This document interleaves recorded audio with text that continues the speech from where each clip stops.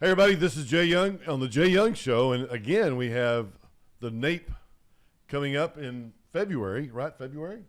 Yes, sir. Yeah. February of this next year. NAPE, for everybody who doesn't know, it's called Landman. It's the land. No, I'm just kidding. The show Landman comes on. We're really excited about Landman. We can talk about that a little bit, which we'd like to, because you want to bring that in. We need to get Billy Bob Thornton. Can we get Billy Bob Thornton in here, because he is the Landman right now. We may do that. As you see it on Paramount. Sheridan, Yeah. or both. Yeah. We're working on it. Or Ollie Lauder. Anyway, don't tell my wife I said that. Okay. But anyway, we're talking about NAPE coming up in February, and we do have Le'Ann Callihan with us, Vice President of the AAPL, which is talking about land and also NAPE, and Drew Guntert. And he's the director of NAPE Expo LP. And we also have Jordan, our exciting co-host. Hello, Jordan. How are you? Good. Hey, have you ever been to NAPE? How many times have you been to NAPE? Yeah, I've only been to NAPE once. And oh my gosh, it was so cool. I want to say that there was a Bronco giveaway. Oh, yeah. Am I right about that? Okay, That's right. so, That is correct. It's what I everybody didn't win remembers it. about I NAPE. wanted to. Hey, Well, that wasn't a Denver Bronco. Was that an actual car, or was that No. No. Ford, It was yeah, a car. Ford Bronco. It was a Oh, Ford it was the Bronco. horse. Now this Okay. year we have a Ford F-150. Yeah. Wow. Yeah. There you Very go. nice. The good Yeah, people what- at Ford yeah. have been very kind to us. Yeah, one lucky winner, and it's a real deal. I mean, an attendee will walk away with that vehicle. That is awesome. So, Yeah. do you have to be Open there to this win? Must be present to win type deal, or Yes. is that a? Yes. Yeah. You have to be present to win. You got to drive it out of the showroom floor. How do you get tickets? Do you have to buy tickets, or how does Nope, that? it's free with your registration. Oh wow, that's the good. Yeah. You just have to put it like in the drop box, and then you have to be present to win. So whenever they pull it out, you have to be standing around the Bronco or the F-150 or whatever car they're giving away that Yeah. year. That is that's the and- most important part too. Is you have to claim it within 60 seconds of your name being called. That Yep. is awesome. And we Yep. do have It's a quick. funny story about someone. We called her name and she was not there. Oh my And gosh. she was down at one of the hotel bars, and her friend texted her really quick, and we were doing the 30-second countdown, 10-second countdown, and Drew, he sticks to his rules. Uh-oh. And Uh-oh. so, yeah, we drew another Yeah. name, and that gentleman was there, and he came up to accept that year it was 2 Harley Davidson motorcycles. Mhm. And then I felt so bad for the girl. She came running, I mean, in her heels, Oh like, my god, you just know, imagine. and Oh, it's like a movie. she's like, she was like, I'm here, and I was just like, I'm so sorry, and I was like, Drew? Yeah. I totally am, but then I was like, you need to talk to Drew. It was I it mean- was just the worst feeling, but I felt bad for her. no one can ever accuse NAPE of not following their their terms and conditions. Yeah. And I will say the kind of good part of the story, the gentleman that did win the motorcycles, he actually ended up donating them back to a school for kids with special great. needs, and then they were able to raise money for that school. I was going to say after that they his- weren't riding so- the motorcycles, were they? No, No. yeah. Special So they raised a lot of money for that school with that. So Oh, it was that's kind of, It- it really yeah. truly ended up It's a being win-win. a win-win for Yeah. everybody. Well, and the lady got to drink too, so Yeah. that's she was drinking and she had fun. And she knows now. Hey, man, Drew's gonna stick to his words. I Got- felt so stick bad to his for her. guns. I hope she does win one day. Yeah. Okay. Hey, but anyway, let's talk about NAPE, because I've been to NAPE a It's few right times. around the corner. Yeah, it's coming up really soon. How did NAPE start? I know I asked this the last time you guys were here, which I'm so glad you're back again. But it started in, is this right, 1993 with 70 booths? Who started it? Did has this always been a land? AAPL stands for what, and how does that play into the name today? Okay. I'll take this question and Yeah. get the next one. So I was actually there at the time. I was fresh out of college and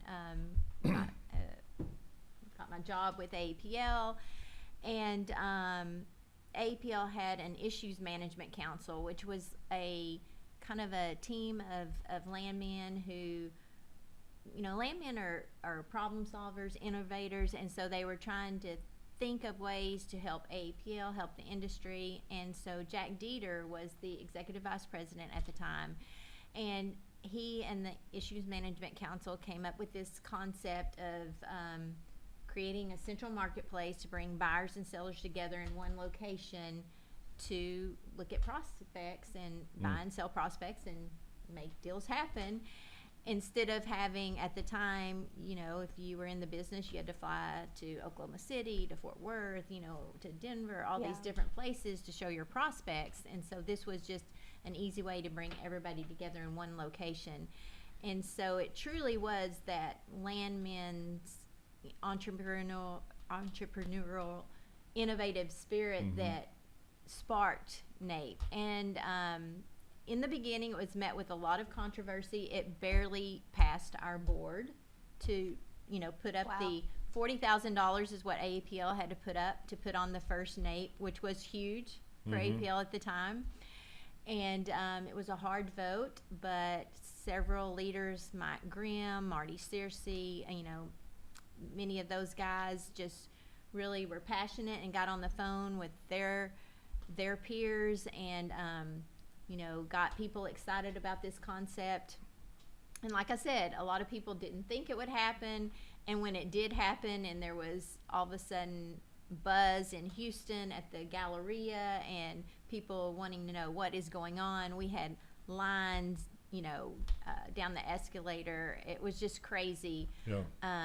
That first 2 or 3 years, really, when it just started growing, it would just double in size every year. And to be honest, you know, we kind of didn't know what we had tapped into. It was just crazy because we were you had to sign in, show your driver's license, your ID, you know, for SEC's purposes. When people would leave, they would have to sign out. You know, we were very conscious of protecting our attendees and their data. Anyway, so it just grew and grew every year. And but it really was sparked just by the landman and let me ask innovative this, spirit. or just kind of bring this up for people that don't understand what a prospect is or what a landman is or whatever. Watch Billy Bob Thornton. No, I'm just, but what a prospect, so when I got in the business in 95, a guy brought me a prospect, a geologist brought me a prospect, and he said, hey, I got this prospect, and it's down here, and he had a farm out with Gulf or Chevron at the time, and he said, I was working for another oil and gas company at the time, but he brought me the prospect, and he said, I got this prospect, and it's going to cost us $300,000, and we're going to go in here and drill this well down to 5,400 feet, our you know, blah, blah, blah, and just tell me about the prospect. And so he had talked to several people about it, and he said, I'll help you do the money, blah, blah, blah. But he brought me the prospect. So here's a geologist that had a prospect, and he would have to go around and make an appointment with people in either Dallas or Louisiana or Houston or wherever, and he'd have to go around showing his prospect, which is very, very expensive. So what NAPE did is brought all these people together in one room and said, hey, and I guess it was 70 people. I'm not sure if all those had prospects or not, but a majority of them had prospects. So then people like me could walk around during the day, which I do. I don't like to as much anymore, but at the very beginning, I'd walk down every aisle and look at prospects that these people bring. And there is so many prospects. I mean, people don't understand how big the oil and gas industry is, or it's like these guys that have incredible ideas may have worked for another oil and gas company, and they took it to their board at Chevron or whoever and said, I got this prospect, and they go, hey kid, get out of here. We don't like that prospect, or we're doing unconventional, whatever. And so they might have taken that prospect and then needed the money to do it. So then they show it. And then this is how NAPE all came about is because people needed to show their prospects, and so it bring people like us, oil and gas operators, to them to see prospects, and obviously it's been very successful because you guys have grown so much. Can you kind of give me an idea of what you've grown to, or where you were and where you are today, or what does that look like? Yeah. How many people were at the first NAPE? So at the first one, we had 70 exhibitors and about 800 attendees. Oh wow. So Perfect. now we've grown to more than 10,000 attendees, and it's just crazy. And what's really cool about NAPE is you will see the largest E&P companies there to the smallest mom and pops, that what Jay's talking about. And so you may be a geologist in your single booth with the map on the wall, but you may be selling $1 million deal. I mean, Right. And so it really gives exposure to the small independents, and to the majors. I mean, it crosses all disciplines. And it crosses, I mean, it's international too, is that, you have the territories of Australia. I mean, you have the territories of Canada. You have Peru that come every single year, even if they don't have a leasing round, because they know that they have the best chance of selling their leasing round if they keep their presence at NAPE every single year. So that's always interesting that the international prospects come in and share that, and you see those leasing rounds. But I also like the fact that, I'll kind of ask them, like, when's the next leasing round? They're like, not for another 3 years. But they're like, we have to keep coming to NAPE to keep the relationships, because when we do have that leasing round, we can sell them so much faster when we keep that connection. So it's kind of cool to see that the one time a year that these minerals departments come in is NAPE, because they think it's such a great resource, which it is. And kind of going back to the prospects, it's very neat, and what we like to do is, like, we like to apply that prospect format of NAPE to different industries. So if you fill out your oil and gas prospect form, you'll also see a lot of different options on the menu now.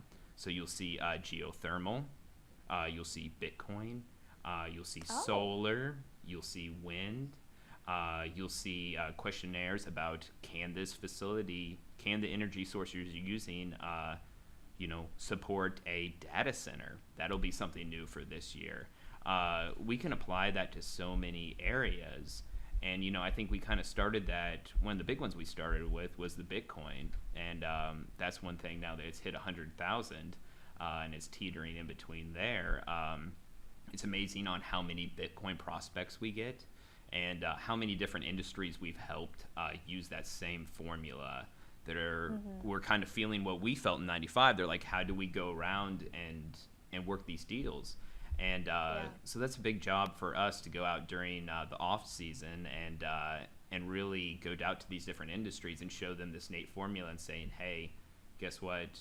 You can bring that prospect to NAPE, and you'll also have qualified buyers right there that would be interested in looking at alternative energy deals, Bitcoin, all those different things, because usually the oil and gas guys, it's so great because they're so versatile and they're always open for any opportunity that they can get a hold of.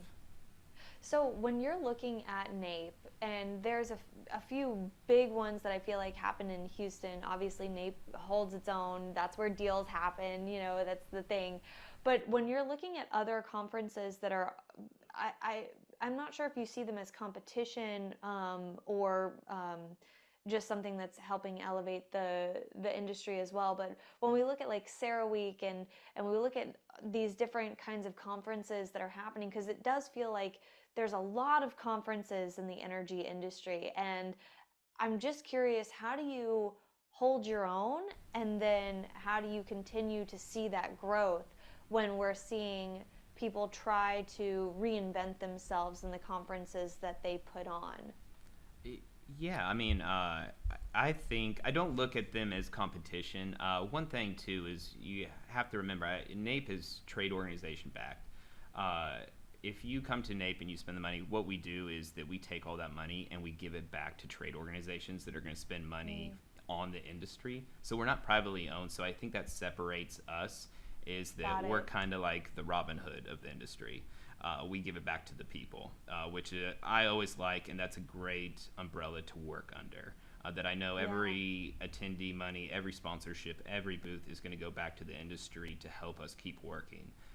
So I think that's a fantastic note for people to think about when you think about attending NAPE, is that we're going to give the money back to you. And then the other thing too is that if these other events are supporting the industry and they're advocating and they're pushing everything forward, I'm for every single event that can pop up that can be useful. But I always feel that NAPE is different because it's the prospects. It's people are actually going to come and do work there the 48 hours.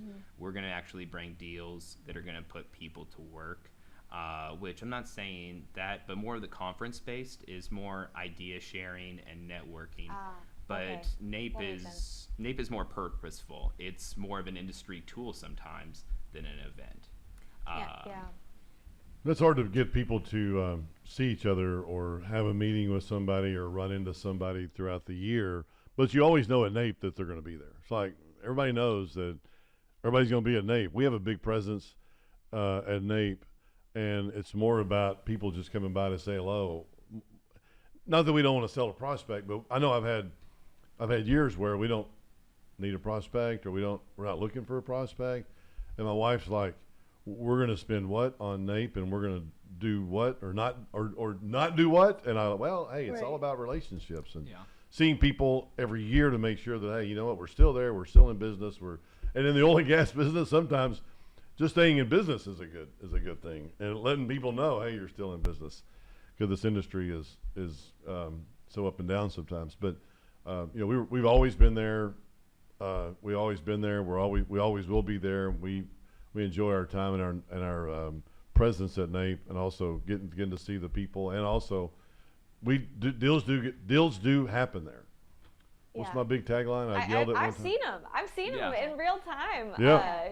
We did a lot of people on the street content when I worked at Hart Energy and our coverage of the NAPE event, and there were a few deals that was like, wait, did that just happen right there? Oh, that's so fun. But question for you, Jay, and also Le'Ann and you two, when you're looking at people coming in and owning a booth, what have you seen stand out? Like, Jay, what have you done to stand out among the other people that also have a booth there, and then what have you seen from booths that have stood out to people? Because of course you're always going to get people coming in if you have a cool coffee machine that does like a screen print on top of the logo. People take pictures of it, they want to come by the booth. I know you have an ice cream machine. They do that, and the flavored water and things like that, but those are kind of things to get people intrigued and come by the booth. But when you're looking at people actually making deals and getting those things moving forward, what have you guys seen people do in their booths to stand out amongst the competition? Well, I think really the thing that makes exhibitors stand out is if they're present and they have a pre-game strategy. If they are prepared and are looking at that show guide to see who is there, what prospects they may be interested in what areas, and they utilize the show guide, the app, and really take their time on that humongous 9-acre show floor and make their presence there purposeful. Because NAPE is a place to do business, and I think that's what sets us apart. Business really does get done in addition to all the networking and everything. And as Drew said, it's prospects. Our show, I think what sets NAPE apart is that we have a huge presence of E&P companies. No other show has as many E&P companies, in my opinion. And business does get done, and the best way to be successful is to plan ahead. We provide tools. Anybody can call the NAPE office. We've done articles on how to really make the best of your time at NAPE. Prepare and be in your booth and be ready, and have conversations. Don't leave your booth unattended. That's a good idea. Well, it's a good idea having somebody or help preparing, because I know that one time I'd go and I'd go check in, I'd get the brochure, and then I'd go over here and I would just go, okay, booth 124, 27, 93, 220, yeah, just to make sure that I don't miss them, because it is so big, but and so I want to make sure that I hit these 8, 10, whatever booths, because You're gonna they get had your steps in. That's for sure. There's no doubt. And you could definitely spend a lot of time on prospects that you have zero interest in or something, and it's good to keep your head down when you're walking from one booth to the next. But anyway, I think it's great preparing yourself. Yeah, you wanted to say something? Do you want some examples of some fun marketing stuff that we've seen in booths? Yes. Okay, oh my gosh. okay, I am a marketing. You got to bring up Scott Yeah. Noble. Scott Noble. Give me. No. So one's off the top of my head. Celebrities. Vince What? Young was in booth one Really? time doing autographs. We'll always get some celebrities and stuff that they want to kind of get through. So that's always a good one. Willie Nelson, Dolly Parton. Willie Nelson, Dolly Imper- Parton. Impersonators. Yeah. But still, Impersonators They and were stuff. a huge hit. I was like Dolly Parton. Yeah. Right there. Live music. I've seen a lot of that the last few years, where people, Yes, when we have the agreed, cocktails they bring in, they do live music. That's a great one. Golf simulators. One was Australia. What? The snakes.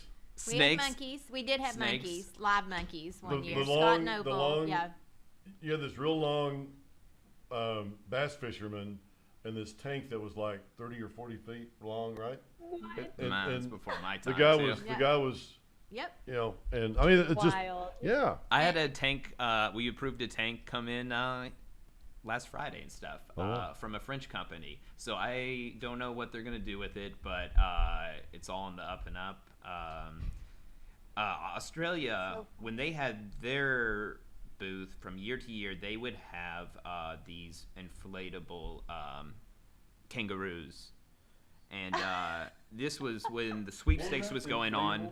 inflatable kangaroo. We're doing the sweepstakes, and we're setting the timer, we're calling and stuff, we're in front of everybody, and the Australian gentleman from the ministry comes up and he's like, Drew, and he stops like us in the middle of sweepstakes. He goes, someone's stolen our kangaroos. And I was just like,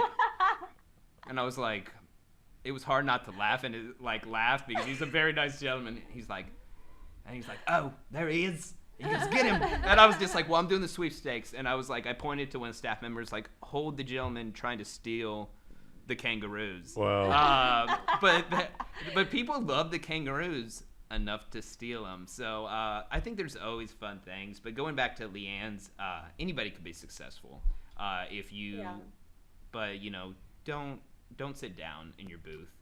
Don't get underneath your laptop. And be on your phone and don't not do that. interact. I found, because I used to have to do a lot of radio stuff at booths and things like that. And I found, if you stand actually, in front of the booth, not behind the table, and you actively engage with people, then you're going to get more interactions than if you're passively sitting behind your little table and just waiting for somebody to come by and say hi. And every year I pick a first-time exhibitor who's kind of like, "Ooh, is this gonna work? How do we do that?" And I kind of coach them through it. And I'm like, "Hey, if you guys would do a debrief with me afterwards," and I was like, "If you could trust me and really implement these things," I was like, "Don't put any chairs in your booth. Do a promotional piece that's specific to the audience that's going to be coming to NAPE. Bring some water balloons. Yeah, do. Yeah. No. Bring some. Don't Yell do that. Yell at people. Don't do that at all. Yell at people. Bring some water balloons. Be highly aggressive towards people passing by. Get the lasso going. Hey, get 'em. Don't you leave Have here. you seen that trend online, though? I It's have been seen going it. wild, where people have professional bull riders and people try to run out and then they lasso them. I'm going Get to 'em. definitely get calls on that this week for people wanting to do that. Okay, so that's not allowed Yeah. at NAPE. Got My it. son, Jay, if you want that, my son can do that for you. Oh, good. That's awesome. That's awesome. But being successful, and then I debrief with them and stuff, and they're just like, it worked so well, and we got, an ROI within a month of NAPE of the leads that we generated. And it's not That's hard fantastic. stuff. Just, toss some marketing stuff into the chat GPT and put in NAPE, and just listen to your AI pal, and or have some good meetings before the event with your staff is always good too. And I will say, Yeah. new this year, and Drew can talk a little bit more about this, we are working on an AI tool to help attendees during their visit. To, Oh, good. You know, be able to ask questions and get quick answers regarding the show. So, Oh, Well, I was going that's to say great. something about the you're getting more people because you're doing Bitcoin and windmills or whatever. Maybe not windmill, but what you said a minute ago. But you're reaching out to more people. So, who Yeah. needs to come, or who wouldn't want to come, or you're trying to hit that really broad audience, I guess, of people that Well, I aren't think just a Bitcoin, geologist. as we've talked about, Jay, like Bitcoin is kind of a direct tie-in to the energy industry just because of offsets, and I might be totally off on that, but Well, the mining but part. it seems like there's a good crossover there. But other than that, what other industries are you guys looking to bring in to grow even more? You know, it's anybody who needs energy and is willing to explore it off the grid, because that's kind of where we were with the Bitcoin. It's Bitcoin mining is really where we started with them. You know, using the flared. There's a lot of companies that actually, you know, kind of pioneered a lot of ideas and went to NAPE like Giga for a number of years. So it's that kind of energy need stuff with kind of like the data centers. Those are industries where we're seeing that are facilitating a lot of land work that we're trying to bring into NAPE. So that's kind of the new verticals that we're bringing in. But it's also too, it's kind of it's a tricky thing because we want the attendee quality to be good. I mean, everybody Right. wants to see that same attendee set walking up and down the trade show floor because it's so good. It's so many people that are in different positions in career, but they're all actively working at a high level within their respected organizations. So it's something we always think about too, is that, yes, could we bring in this vertical and get these attendees? Or is Jay going to be rolling his eyes in his booth being like, who let all these people in that have That's what I don't that say, I yeah, can't like- that I can never do business with. Right. Yeah. So it's kind of a balancing act a little bit. I was thinking about that too. I think that's a really good idea. So what about the fall? Is you guys had two at one time, or two a year at one time, and now you've gone to one since COVID. What is there any chance of bringing the other one back, or is there anything else coming on the horizon, or do you need it? You may not even need it. well, what we found is what we host in October now, or in the fall, late September, October, is for our charities. We do a golf tournament and pickleball tournament, and it's in Oh, that's great. it's in conjunction with a Women in Energy Institute that AAPL hosts. So it's a joint effort with AAPL and NAPE, and so it's open to all disciplines, and so it's a way to provide a lot of education. There's like 3 different tracks of education. It's open to men and women, but it's kind of a niche education conference coupled with great networking, which is what NAPE's all about. And the great networking is the golf tournament and the pickleball tournaments held simultaneously. So it's just a huge networking event. We're always looking at ways to evolve, and so if we do see that the market wants us to add, a prospect element to that, we will. As of right now, just talking to our clients, February is when and where they want to be as far as the prospects. And I did want to mention, when we're talking about these other verticals, we'll never, our, traditional oil and gas prospects, that is the root of NAPE. That is the cornerstone. We'll never abandon that. That's our number one priority. But we love opening up to all energy sources because, as Drew mentioned, the industry, landman skills can translate over to all of these different disciplines, and geologists and are learning, having new ideas. And so it's really just to benefit all of our attendees is our expansion. Yeah. But you open it up core to is too oil and many gas. people. You open it to too many people. I'm sorry, Dan, but No, I good. say you open it to too many people, and you have too many people come by my booth and try to sell me shit. I'm sorry, I didn't mean to say that word, but you know what I'm saying? I mean, it's like they're trying to take up my time. I spent the big bucks to get here, and all of a sudden these guys come in and try to. We should have no soliciting signs or something, because they'll sit there and just hit me up, and then they'll, hey, where's your card? And they hit me up afterwards, and I'm like, okay, wait a minute.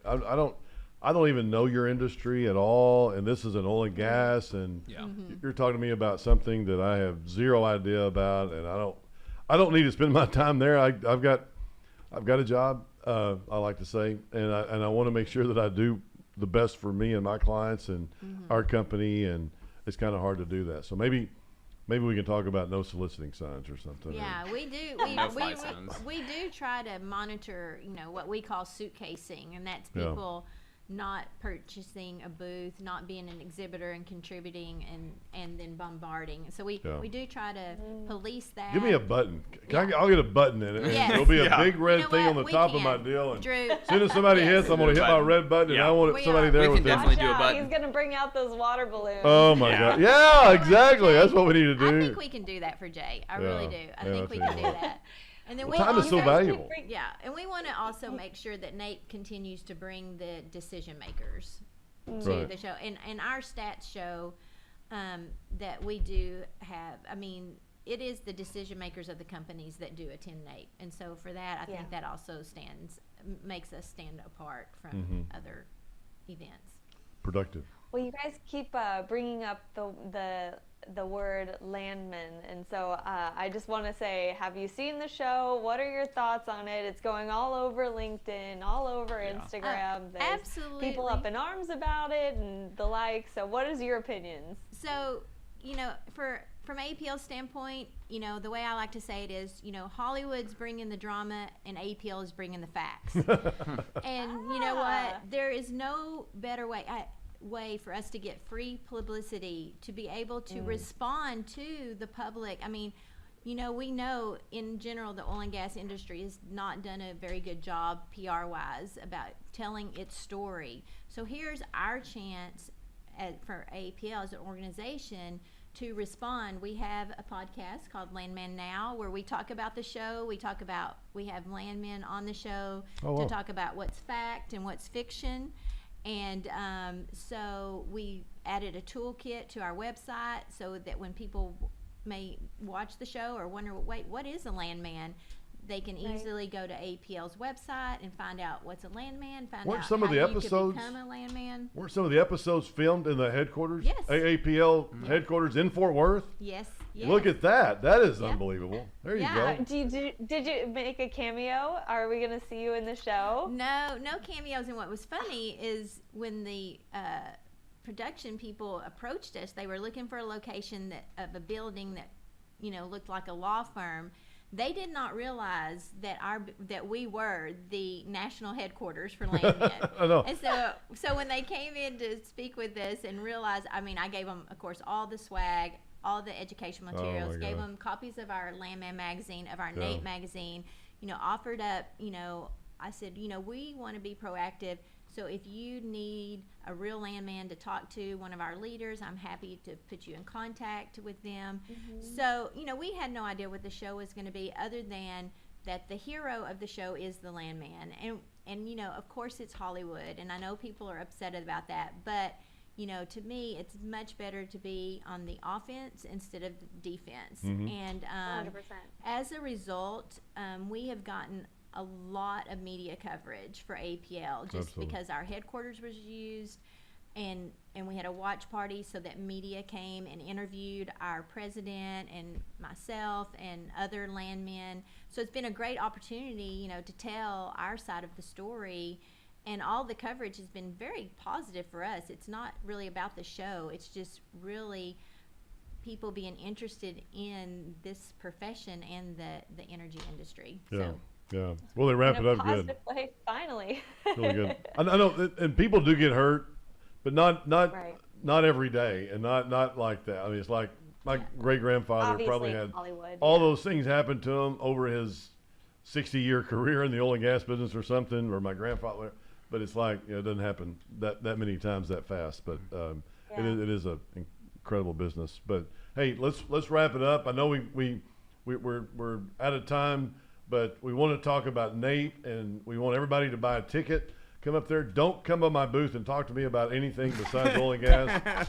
I've got that out there right now, but He's gonna have water balloons. I'm gonna have a water balloon and I'm gonna have my button. I'm gonna have my Drew You heard button. it here first. Yeah. Approved. Here's my Drew. Where's Drew? Where's the no? Please But move along. anyway, it's a great event. It's in February. Sign up. Go on NAPE. I'm sure you can go to napeexpo.com. It's always a great time. There's lots of cool things. You're always going to see something new. At someone's booth, you're going to meet somebody new. And, of course, that's where deals happen. So very, very fun. Excited to be there and see what's new this year. And can't wait to win that F-150. There you go. There And you you may go. be interviewed on the Jay Young Show. We may even have the Jay Young Show there this Ooh, year. that'd be so. nice. And I That'd will be have fun. to say, Jay, I do want to just say thank you. And thank you to all our premier sponsors. I mean, without you, Jay, and King Operating, we would not be able to put NAPE on. And NAPE is That's a very service to the entire industry. And without our exhibitors and our sponsors, it would not happen. So thank you, because you're truly given to the industry by Yeah. participating. Thank Well, you. absolutely. Absolutely. Rising tides lifts all boats. Is that what they say? Because, hey, we get to see people there and we get to see you and everybody else. So everybody sign up for NAPE. It's in February, but also get involved in a lot of their events throughout the year, because I know they do a lot. It's not just a geologist and a company owner. It's a lot more than that. But get involved in the industry, and you may even get to go to a watch party at their headquarters in Fort Worth and see Landman Billy Bob There you Thornton. go. Have y'all tried to get Billy Bob Thornton? No, just kidding. But anyway, everybody, thank you very much. We're out of time, so got to go. But thanks again for being here, and we'll see you again soon. Thank you.